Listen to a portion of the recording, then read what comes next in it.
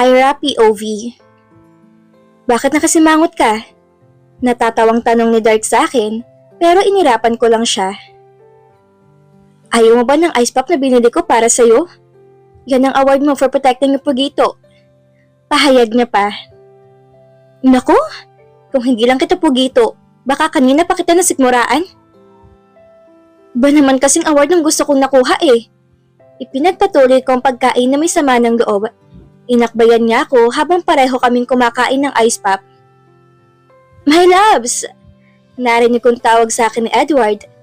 Lilingunin ko na sana siya nang pigilan ako ng braso ni Dark na nakaakbay sa akin. For sure, nakarating na sa kanyang balitang may jowa na ako. I should talk to him. Ayokong sumama ang loob niya sa akin. Kahit papaano'y naging kaibigan ko si Edward and his golden ipin. Teka lang Dark, no way. Bumilis ang paglalakad ni Dark kaya napasabay ako sa kanya. Rinig ko pa rin ang pagtawag sa akin ni Edward pero dahil sa mabilis sa paglalakad ni Dark ay kaagad siyang nawala sa pandinig ko. Pumasok kami sa isang eskinita at doon niya ako itinago mula kay Edward. Ang sama mo, kakausapin lang naman ako ng tao eh. You're mine, Ira? Ang possessive naman ito. Mag-uusap? Kaagad niya akong siniil ng halik nang hindi man lang pinapatapos ang sasabihin ko. Yes, I'm possessive at hindi mo magugustuhan ang gagawin ko kapag sumuway ka sa gusto ko. No boys other than me, Ira. Paano kapag silang unang lumapit sa akin at hindi ako? Tanong ko sa kanya suot ang mapaglarong ngiti sa labi ko. Kinagat kong ibabang labi ko habang inaayos kunwari ang kwelyo niya. You will still be punished. Imbis na kabahan ay parang na-excite pa ako. Naku, wag ka nang umasa, Ira. Baka mabigo ka na naman katulad ng nangyari ngayon na ice pop lang palang award mo. How will be I punished? Hamong tanong ko sa kanya. You seem excited for my punishment, Ira? Wika ni Dark. Nagsimulang maklakbay ang kamay niya papasok sa t-shirt ko. Kaagad na bumigat ang paghinga ko dahil sa kiniting hatid na mainit niyang haplos sa akin. Dark! Tawag ko sa kanya. Nag-aalala ko na baka may makakita sa amin.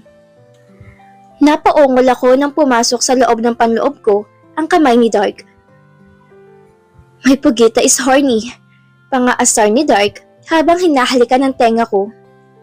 Bigla ako na-disappoint nang tanggalin niya ang kamay niya sa katawan ko. Yun na yun? Pugita the second is crying na. Oh really? And you want me to wipe her tears? Oo. Diyos mio! Nasaan ang hiya mo, Ira? My God! You're adorable! Saad ni Dark habang masuyo niyang hinahaplos ang pisngi ko. Napanguso naman ako dahil binitin niya ako. Is Pugita the second still crying? Tanong ni Dark. Kaya naman sunod-sunod akong tumango sa kanya. Nakita ko ang pag-angat ng sulok ng labi niya bago mahinang tumawa. Kinuha niya ang kamay ko at hinila ko palabas ng eskinita. Lahat ba ng eskinita rito sa palengke lalagyan namin ng madaming memories? Aba, game ako riyan. Saan tayo pupunta? Tanong ko sa kanya.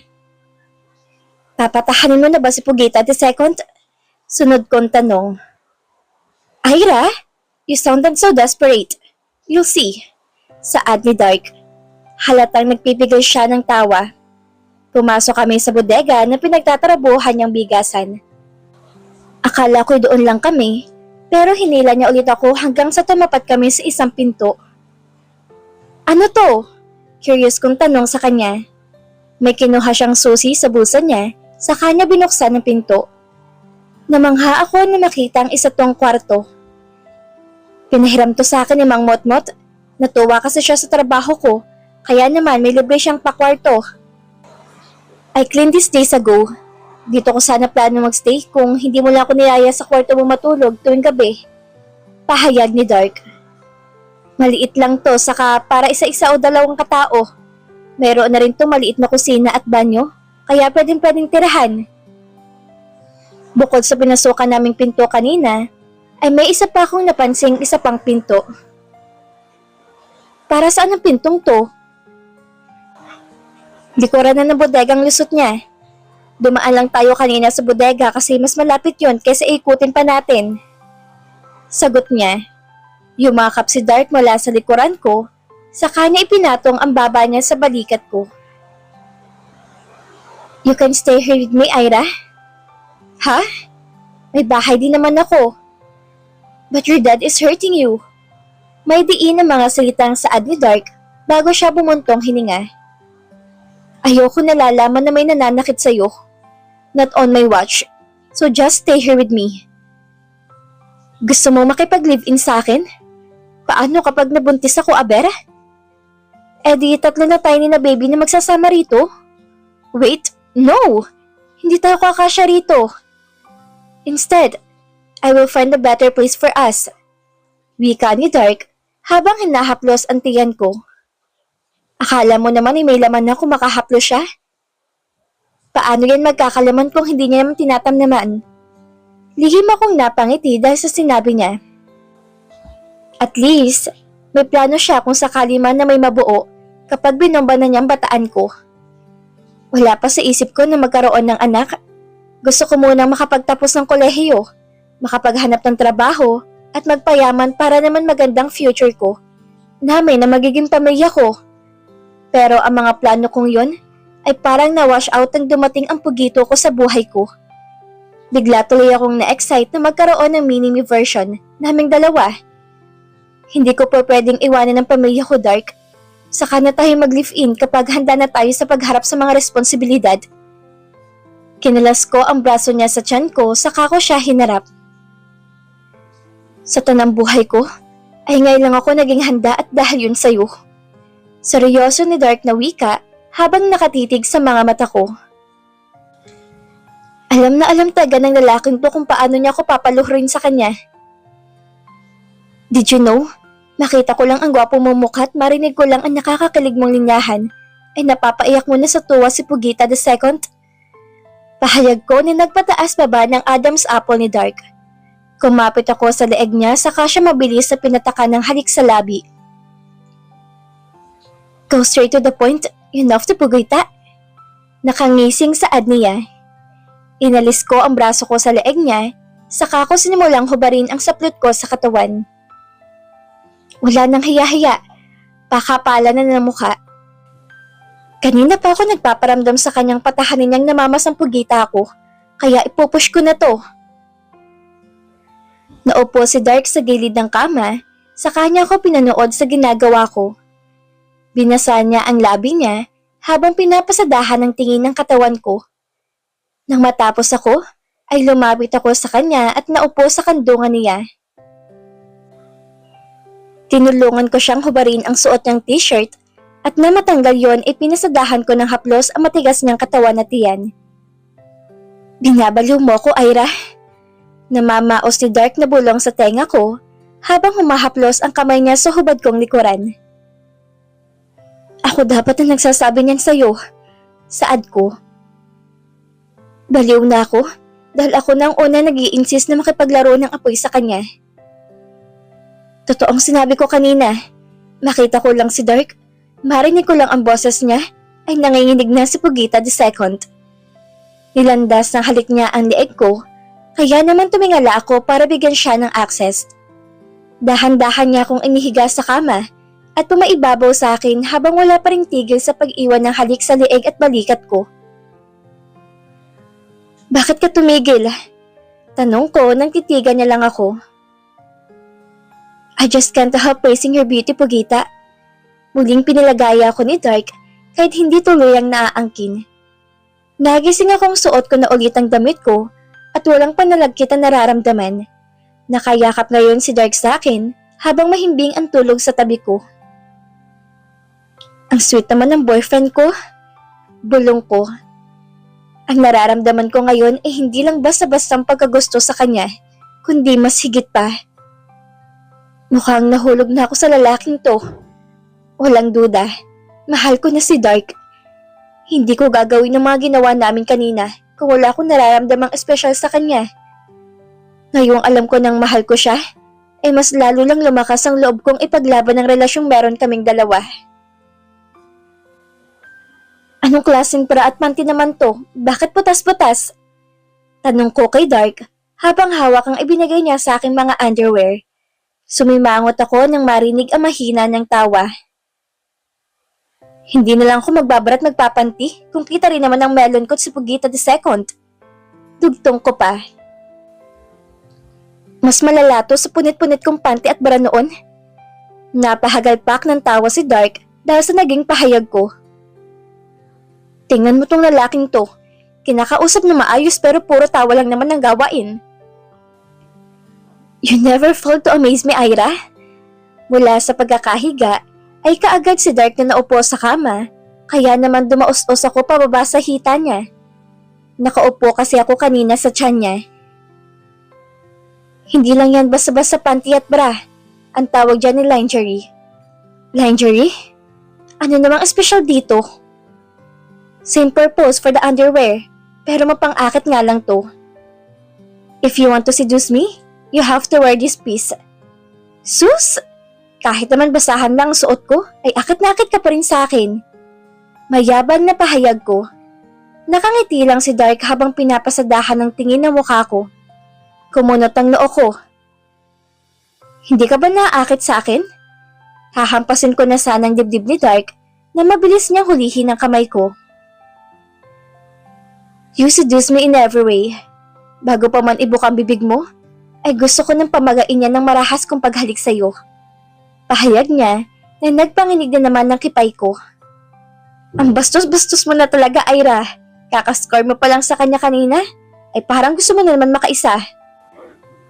Diyos ko, gabayan niyo po ako. Ilayo niyo po ako sa temptasyon na dala ng jowa kong malaki at ay mental slap my face.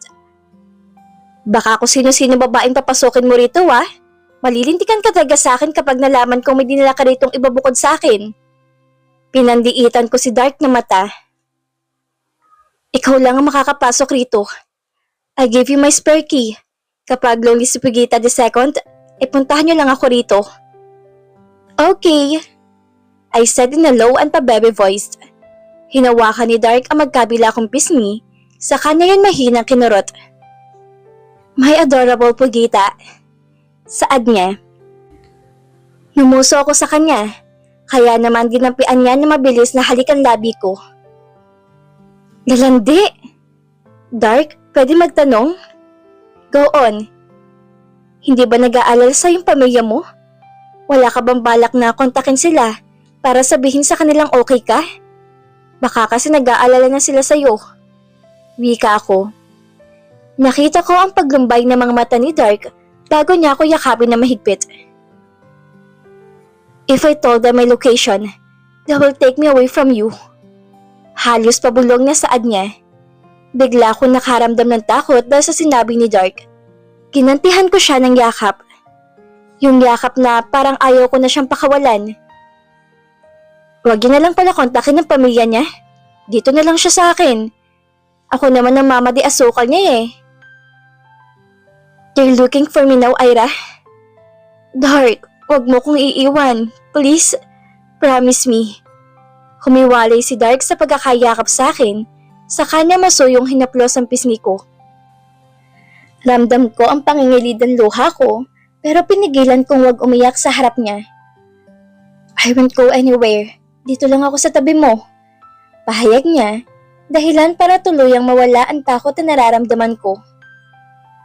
Promise yan? I promise. Totoo ba? Totoo bang may iba ka na? Paano mo ko nagawang lokohin, my loves? Pinigay ko naman sa'yo lahat Ano pa bang kulang?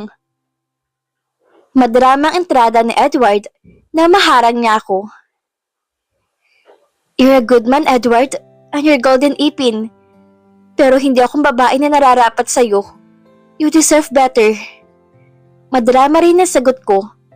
Kunwari ay nasa isang teleserye kami. Pero my loves, nung una pa lang kita makita ay alam ko na. Ramdam ko nang ikaw ang one and only ko. I'm very super duper sure of you. I'm sorry, but please, just let me go. May boyfriend na ako kaya kalimutan mo na ako. Maarte akong tumalikod sa kanya at pagtalikod ko'y bumungad naman sa harap ko si Annalyn at Maricel. Tek na yan, saad ni Annalyn. I will think I can see anything. Mag-murder naman pahayag ni Maricel sa English niya. Che?